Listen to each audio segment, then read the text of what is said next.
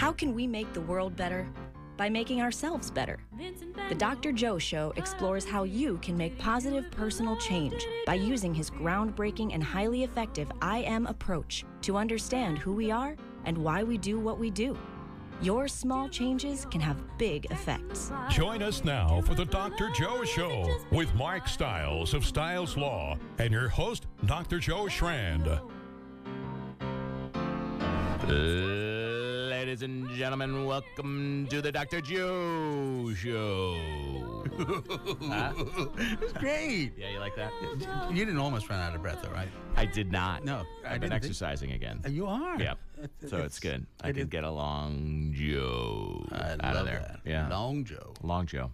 You know, Long Joe. It sounds like it could be another show. Let's Long do Joe it. Show. Let's do it. We got time. We have an incredible show tonight.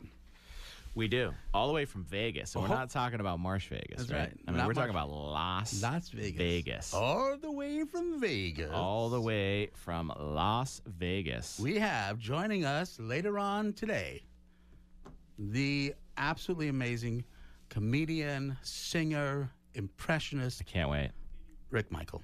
I can't wait. I can't wait to talk to him. I can't wait to hear what it's all about, Vegas, and the lifestyle and how he got there.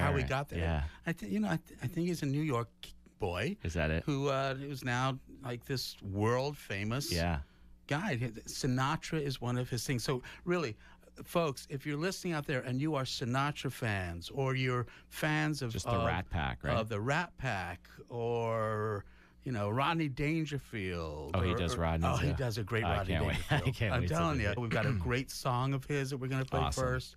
Very moving, very wonderful. But please think about this. Come up with, I'd love to hear Sinatra. I'd love to hear Dangerfield. Yeah. This guy's amazing. I'm so honored that he's going to be on our show. So do you think he'll really share? Because I hear what happens in Vegas stays in Vegas. We'll have to ask him if that's true. Well, you know what? What's kind of cool is this plays in Vegas. Yeah. So in many ways, it will stay in Vegas. Yeah, that's true. It just happens to stay other places, too. Yeah. Yeah, I mean, that's really what staying in one place is all about. You know what? Do you remember David Herzog was on our show? Yes. Right. So David Herzog used to say that if less than 100 people know about it, it's still confidential. I don't know if that's the truth. Really? That's what he used to say.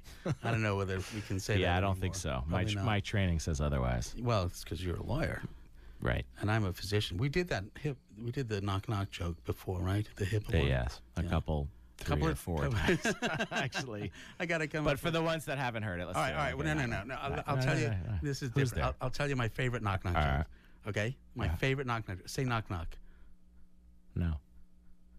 All right, we're done with that one. We'll go on to something else. Thanks. Yep. So hopefully Rick can really work a room. I bet he can. I mean, that's training, right? I have seen him work. You have seen him? I have. It was amazing. I mean, next time in Vegas, that's the show I'm going to. There's no question about it. Hopefully some of our listeners will do the same, because I know a lot of people take trips out there. Yeah. It's fun.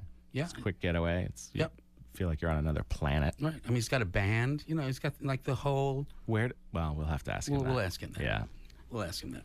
But entertainment in general, I mean, what makes great entertainment? Why is it that some people are just so natural at being able to get up in front of others and just as over and over and over again, too. Over and over, make it fresh each time. Right. Rick Michaels be going through, but you know what? Michaels. He has written an amazing song, many things, and he's got a full band behind him. But I wanted to play this before he comes on because it really his song. It's his song that he wrote. It's very important because it really talks about friendship. It talks about being able to just reach out to someone, being able to Have you had a friend where, you haven't spoken to them in years, and yet you call them up? Feels like you talked to him yesterday. Like yesterday, right? Yep. And so the question is, when I asked him, why didn't I call them yesterday? Why didn't I call them? And then 6 months goes by, and but that connection is still there. It's still there. Yeah. So, Ben, if you wouldn't mind, let's roll the tape. Rick's song. They say if we have one true friend in our lifetime, we are a very lucky and wealthy person. All of us have that special someone, an honest and faithful friend who's been there when we needed them the most, but with whom over the years we've lost contact. I wrote this song because I have a friend like that, who after years I picked up the phone and called. Those years disappeared. It's as if we'd spoken only yesterday. So listen to the words, then pick up the phone and call that special friend. For that special friend is one of life's greatest gifts. There are many faces that come and go, and most are just passing through. But the ones that stay, the most selfless of them all, are the ones that will be there for you. You've been there to witness most of my years, a few of the smiles, some of the tears. You've seen things I've done on the roads I have taken, those times that we've shared as our destiny shapen. I now understand why it's so hard to find that one special person who will stand by your side. Our trip from beginning to the end. That's why it's so tough to find a true blue friend. All I ask is a witness to my journey. All I ask is a witness to the end. Someone to be there to share our special purpose. And you are the one I'll call friend.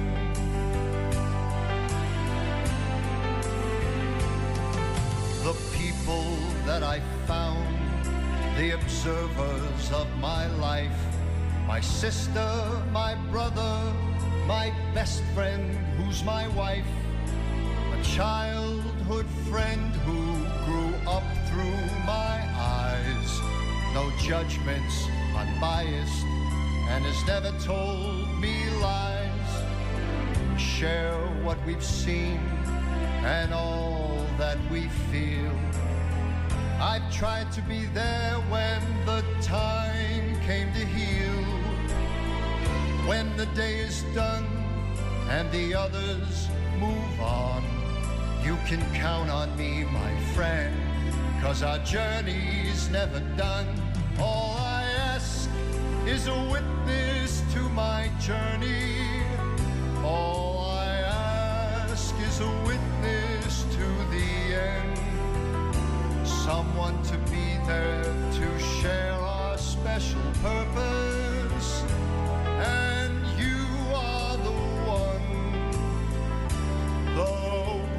I'll call friend. All I ask is a witness to my journey. All I ask is a witness to the end. Someone to be there to share our special purpose. And you are the one I'll call friend. Yes, I said that you are the one I'll call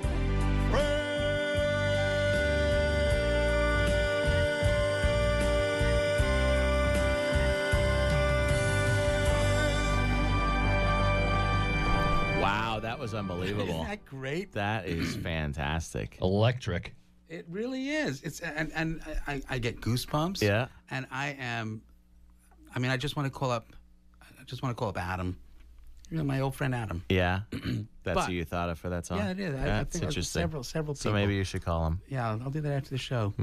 But you know what? We have a new friend. Yes, we on do. The line from Vegas. All the Rick? way from Las Vegas. Oh, yeah. So are you there, Rick? I hope so. Oh, good. Welcome. Sometimes my wife says I'm not all there, but you know, what the hell? Well, we're just so honored and thrilled to have you here. But let me ask right off the bat. Tell me about the inspiration for that incredible song, and how can we be a witness to your journey? Well, I have a friend that I started doing production shows back in well, no, that's not true. About 1985, I met this gentleman. I started in 81 doing production shows, but in 85, I met this gentleman. He's a comic magician. He's really, really well known in the comedy world and magic world. His name is Michael Finney. And we did a show together at the High Sierra in Lake Tahoe for about 3 months. And I jumped across the street. He stayed on with the show, and I went to Caesars after that, and I stayed on for another 9 months. But we became really, really good friends since 1985. He started a charity event, golf charity event that lasted 20 years. Last year was the last year, and I made like 17 out of the 20. And it basically all comics and entertainers from all over the world come to this tournament for free to do a show and play golf and do a concert and raise charity for wounded warriors and a lot of great charities that he's done. And like I said, we've been friends. I mean, what is it, 33 years now? Mm. And I he's traveling all over the world. I'm traveling all over the world. And once in a while, we kind of lose track of each other, and we don't pick up the phone and call because our schedules don't permit it. And sometimes a year will go by, maybe two. And then, but if we do pick up the phone, it's like, hey, it's like the day before that we talked, presently, it's just amazing how time really doesn't, when you have a good friend and somebody that just accepts you for who you are, doesn't judge you, that, they're there for you, And for 33 years, I was there for him for his charities and his friendship, and I've seen, his career go, because he just basically started out about that time. I started out about 7 years earlier, and, in my entertainment world, that's pretty long time to keep going without slinging a hamburger or bartending, and just totally work doing what you love to do. And so I was thinking of Michael Finney when I wrote that song. I said, man, we've been through. We're really good friends, and we've seen each other go through this and that and all these different changes. And I even have a friend longer than that goes back to 1966, and we still talk. Oh, and we still bring up memories of when we met on a school bus going to camp. And so, and again, in the beginning I said, if you have one true friend in life, you're very rich and very fortunate person. And I'm very fortunate that I have more than that. I have a couple of handfuls of people like that literally I've known, 50, 40, 30 plus years that, have been a witness to my journey. And my journey, especially the one that I knew in 66, I mean, I was a class clown, and it was funny. And you're talking about this song in particular. There were about 6 people that I grew up with, and and there were temple members back in Wantagh, Long Island, and we were friends growing up. And we got bar mitzvah together, bat mitzvah together, and all that. And, so you're talking again another 50 years have gone by, and they're all on the telephone because they, New York Jews. It's a law that you have to migrate to Florida, South Florida. It's a rule. Anyway, so. There's 6 of them sitting around the table, passing me around. Well, actually, I'm on speakerphone. I'm talking to all these people. My first recollection of ever performing in 1969 was with this one girl that was on the phone. Another one was having her birthday. I remember her in my bedroom growing up and all this. And they're all talking around. They said, you know, Rick, we knew back then that you were going to be, I mean, because you were funny, but we knew that you were going to do something with comedy. Something that's what you were destined to do, something to entertain.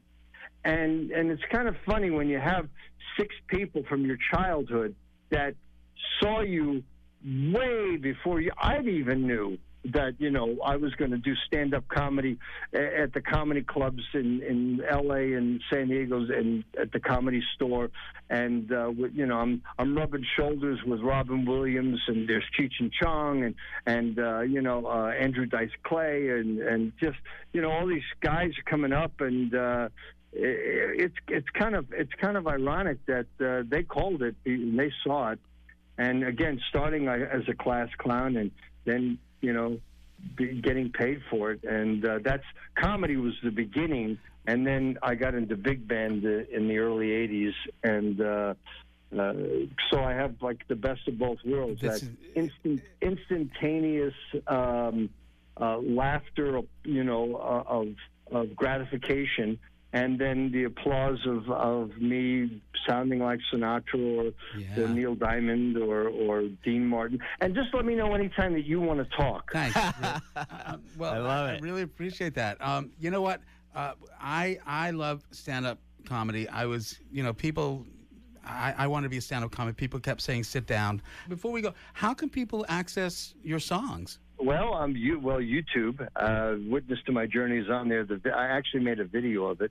Okay. Oh, yeah. And you can go, SinatraForever.com is all my Sinatra demos are on there. I have a 7-piece, 12-piece, 24, and Philharmonic Orchestra demos on there. Wow, Philharmonic. Cool. I have, I'm going back to Costa Rica in November to repeat as my 3rd trip there. We were supposed to go to Brazil. I think we may be going at the end of the year again. Brazil, going to Mexico. Actually, I'm going to Cuba next week. That's on my bucket list. So I can't wait. I'm not there to perform. I just wanted to do something. I wanted to go somewhere just in case something happens. I'm a new president. You never know. So I made plans, and I'm going to take advantage of it. That'd be great. Make sure you get back here, Rick. You know, cigars and rum. Yeah. Oh, yeah. I'll get back. I'll swim. I'll do like they do. You know, I'll swim. So let's hear about this journey. So Long Island, nice Jewish kid there. I love that. Tell us about this journey. How did you wind up in Vegas? Well, you take the I-15. That's right. Thank you. Very concrete. Thanks, Rick. Would you like to talk about something else? It's okay. We can talk about whatever you want to. Did you graduate Montauk? No. Or did the class clown? No. I graduated in Belmore, Long Island. Okay. I was born in Mount Vernon, New York, and I moved to South Shore, Long Island, Merrick, and I went to Belmore, and I was going to be a sculpture teacher, so I went to the Maryland Institute College of Art. And they had the dean of students had this orientation a moment where, and it reminded me of the set of The Tonight Show where the audience, the way it was set up, and there was an aisle on either side. You remember Johnny Carson going through up the aisle and stump the band or questions or whatever. And so the dean of students said, listen, we don't have a drama department, but if anybody has any talent, plays guitar, this, that, and the other. So I decided to approach him, and I said, look, I got an idea. And this is in September, and I put this thing together within a month. I wrote it. I did a Jewish version of The Tonight Show starring Johnny Carson Steen, Ed McManowitz, and Doc Severnstein. And we even had a band, a black trumpet player who was Doc Severnstein, which is great. And I had the whole thing set up. I stumped the band, Karnak, commercials, and it was 1972. It was actually October 30th, 1972. I even have a a flyer from it. And so, you know, people saying, what the hell are you doing here in art school? You should be an entertainer. Well, that's all it took, and I didn't last a semester. I went off, and my journey, we're going to fast forward because there was a lot of going on. I joined the Navy, and I got out, and I went cross country by myself, backpacked duffel bag for a full year. So I ended up in California, and this is in the late 70s or 77, and I started working out of the comedy clubs, doing 5 minutes at a time, you know, open mic night type of thing in La Jolla, California. Then I drove like 2.5 hours to Hollywood from there to do open mic night there. And, you know, running a little tiny tape recorder. And if you did well, it was a great trip back. If not, it was the longest journey from hell. And so, you know, you learn by listening to yourself. A lot of people don't like to watch themselves on TV or movies. You hear these stars, I never watch any of myself. You know what?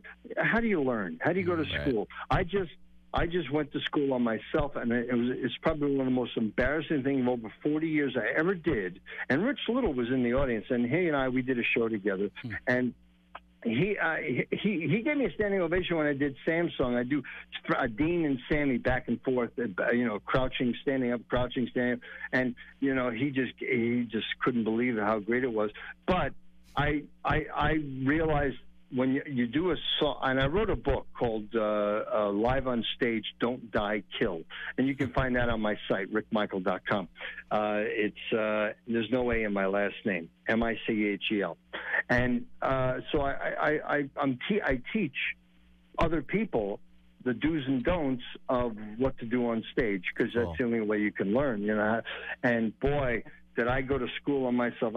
I was in the studio today watching this 2-camera shoot we did of my first time out of the gate, showing my journey from 1961, when my mother took a picture of me doing Stan Laurel of Laurel and Hardy with a Brownie camera, and from the high school doing James Cagney a picture, and going up to the chalkboard as Jerry Lewis, Nutty Professor, and then I burst out into Jerry Lewis and Nutty Professor, and but it goes on and on.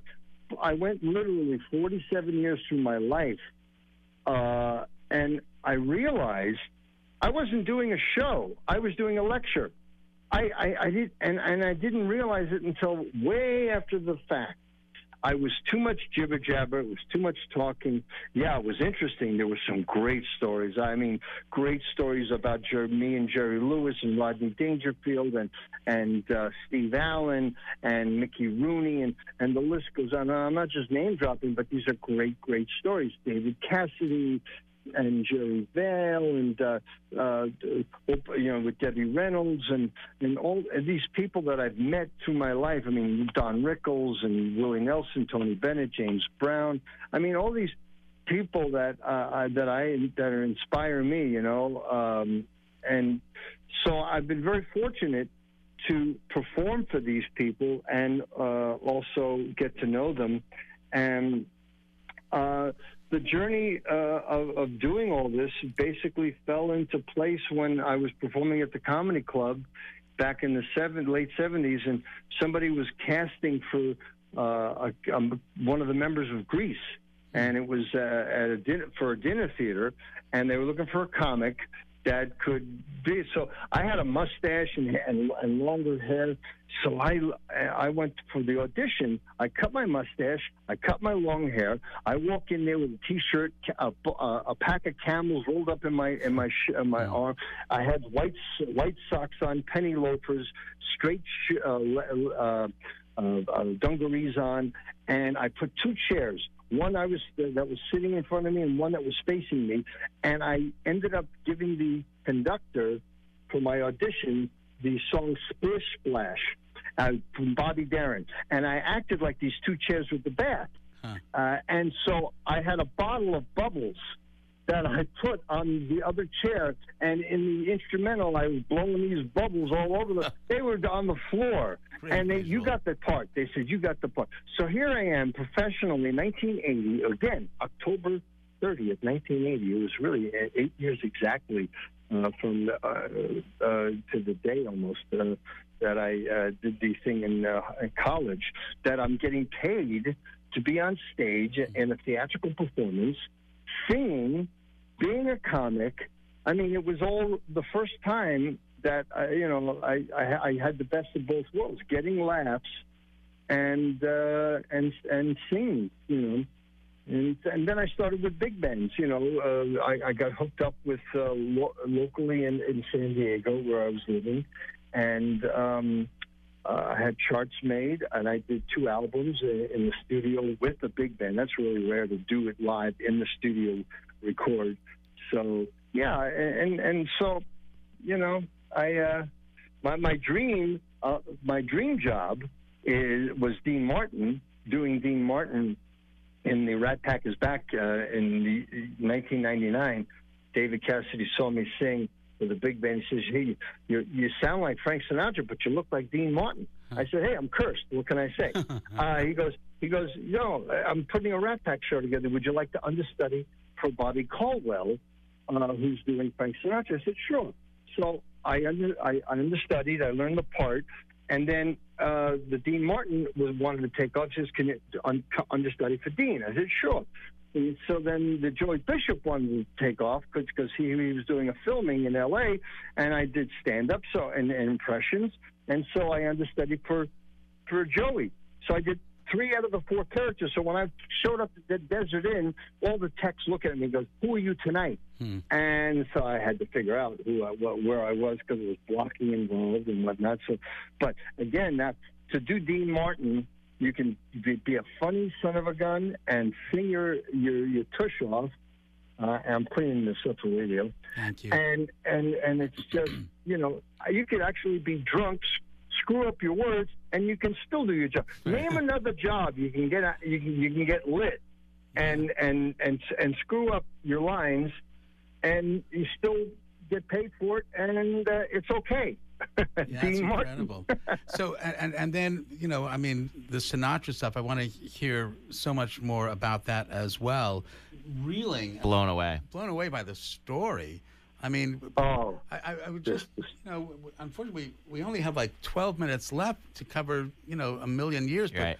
But you've got to come back on our show sometime. You got to have me back. We're gonna have you back. We're definitely gonna have you back. While we got, I can't wait to go see the show. What would you like to do? Do you want to give us some? I mean, some of the stand-up stuff. I mean, do you want to do some impersonations? I mean, I know that some of it gets lost because we can't see you. Right.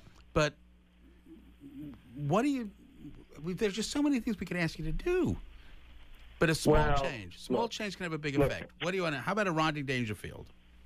I got no respect from anybody, you know. I mean, I'm all right now, but this morning I was in rough shape. Who was I in bad shape? This morning I woke up, I picked up my shirt, the button fell off. I grabbed my briefcase, the handle fell off. I'm afraid to go to the bathroom here. That's great. That is great. Hey, wait a minute. Dr. Joe, you got to get back to the future. You won't believe the kind of radio they have there. I love it. Oh gosh, it's so much fun. So, what's life like out there? I mean, you wake up in the morning. You're this famous guy. The morning. I mean, you're working nights, right? I guess, right? Yeah, but I get up at dawn. You know, and if she's not here, I get up with somebody else. Hey, Mikey! That was a joke. Boom, boom. Yes, that's great. No, actually, I used that line as a barker, and this is before. In 1976, I was a barker on Bourbon Street. I was living in the French Quarter in New Orleans, and I was out there, a bucket of coals. It was January, it's freezing my ass, and these people, you trying to get these people in with a 70-cent coupon off. Go, come on in. I got these John Wayne swinging doors behind me, and just take a little peek, of these girls inside. It was a place called Guys and Dolls. It was a strip joint. I try to go, come on, Rosa, come on in. Have a little toddy for the body, a little drink to dream on in dreamland. Hey, we're open till dawn. If you don't believe me, come on inside. She's our last dancer. So that's where that came from. Nice. Anyway, so as far as the Sinatra thing, I mean, my mother always, and I always dedicate the song "You Make Me Feel So Young" because she's the one that turned me on to Frank, when I was a kid, and I was just a teenager. And I went down. I got an old 33 1/3 of Song for Swingin' Lovers, Nelson Rhythm. Got the first cut. I put the first song on my Panasonic reel-to-reel that I got from my bar mitzvah, and I'm listening to "You Make Me Feel So Young," back and forth, and then eventually I'm getting the timbre and the phrasing, and I'm starting to sound a little bit like Frank. So, the first time I got to meet him was I met him 3 times. And the first time I got to meet him was 1983. It was on my birthday, April 8th, and I was doing a one-man show in Del Mar. I did a one-man show for 2 years, from 82 to 84. And a producer friend of mine that I worked with in the past, he said to me, would you like to come backstage and meet Frank? And it was in Phoenix, Arizona. And I said, sure. I fly on Southwest Airlines, and I go and I take a cab to ASU, and I go backstage. I get my credentials, and I go backstage, and there he is. I mean, I couldn't believe it. I could see why these Bobby Soxers got weak knees. I mean, his aura was just undeniable. And the irony of it all was that his manager at the time, and when I mentioned where I was from, he knew my father. He went to school with my father. Frank's manager went to school with my dad. Love that. And so and Frank is eating these little tiny Tootsie Rolls before the show, and I go, how the hell can you sing before you eat Tootsie Rolls before a show? Anyway, I got a picture with him. I got his autograph, and that was the first time that. The second time was 1987. I was working in Atlantic City at the Atlantis. It used to be the Playboy Club on the boardwalk in AC. I was doing a 9-month run, and I was invited over. A friend of mine that was working with me knew Jilly Rizzo, and I got a color 8x10 in gold ink signed to me from Frank Sinatra. And it's dated to Rick with my very best wishes, Frank Sinatra, 87. And I got to stand on the literally in the wings, watching him on stage perform. I'm standing on the floorboards, feeling the vibration of the orchestra, looking at Frank Sinatra. I mean, you couldn't get a closer feel of the music and him and the whole thing, right? And then the last time I got to meet him was when Rich Little invited me. Rich and I, we toured for about 3 years together, and I did Bob Hope to his Bing Crosby. And we did Bob Hope had a celebrity golf tournament every year, and it was in 1995. And Rich invited me to Palm Springs to attend, and I got played on by Les Brown and his Band of Renown with "Thanks for the Memories," and we got Rich and I were playing in front on the front table. There was 1,500 people, but the front table was Frank Sinatra and Barbara Sinatra, Gerald and Betty Ford, President Ford, and Bob and Dolores Hope. And that's just there. I mean, everybody was there. Andy Williams and Robert Goulet, and I met Arnold Palmer that time, Yogi Berra, Leslie Nielsen. The list goes on, and it was such a wonderful moment. And Rich and I did our Bing and Bob together, and I got a great picture with Bob, with the prosthetic nose that I had on, and with it, without it. It was one of those moments, And I got another picture with me and Frank Sinatra, so that was fun. I mean, what an incredible experience for you, and all these stories, and the joy of being able to share them. On the show, the Dr. Joe Show, we have a couple of things that we sort of tie in. One is this idea that small changes have big effects. And I'm just thinking of that small change that you made when you went up to the dean of the school and you said, I've got an idea. Yeah. And how that small change just propelled this remarkable career. And the other thing that we say is you control no one, you influence everyone. And I cannot begin to imagine the number of people that you have influenced by entertaining them. Some people, I'm sure, at times where, boy, they just needed a good laugh. Yeah. Well, you know what? The most rewarding, well, not the most, but it's one of the most rewarding things is when they come up and they give me their personal experiences of some of the people like Frank Sinatra. I remember him back at the Paramount. When he was Bones at the Paramount, and I was one of the Bobby Soxers. Original Bobby Soxers. And everybody, you made me cry with My Way. That was my husband's song, my song.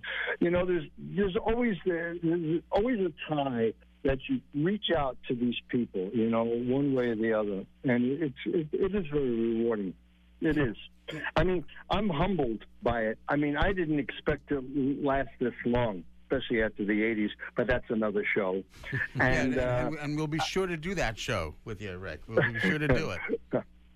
Yeah, I mean, I am truly, God gave me a gift to share with the world, and I don't abuse it. I relish in it. I mean, I wake up, at least 2 or 3 times a week, and I tell my wife, "Hey, we woke up. Some people didn't." Small things like that. So it's you never take anything for granted. As long as you're happy and you're healthy, life is good. I mean, right. One of the things that I know people have heard me say is, love going to work, love going home. Yeah. That's a success.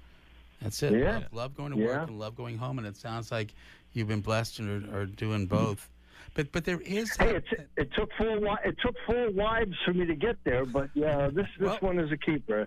12 years later, she's a keeper. Small changes have big effects. Yeah. So where is the show right now? You got to kiss a lot of frogs. Let's see. The next show I'm doing is at the PNC Bank Arts Center in New Jersey, exit 116. Wow. May 17th. It's an afternoon show, 24-piece orchestra in front of 8,500 people. Nice. Can't wait to do it. Yeah, looking forward to it. And then let's see, I'm all over the map. I mean, after that, let's see, in June I'm in Pinellas Park near Tampa, in Florida. Then after that, I'm in Chicago twice. One at the McKenna outside at the Mac, and another one I'm right across in Indiana at the Pavilion at Wolf Lake with a 24-piece orchestra, and that's always fun. This is my 5th time back. Wow. And and then if you're in Costa Rica, in San Jose, November 10th and 11th, I'll be there. Come down and say hi. I'll be at the National Theater. Well, Rick, it is incredible that you're so all over the world, but so together. And we're just about out of time for tonight. But I am so grateful that you've been able to give us your time here in Marsh Vegas, from Las Vegas. And what I really hope is that you'll come back and visit us again. Rick Michel, everyone. I will come back anytime. All right. Anytime you want. Thank you for having me, Dr. Joe. Thank you so much, Rick. We'll be catting. Okay. Bye, guys. Bye. Then go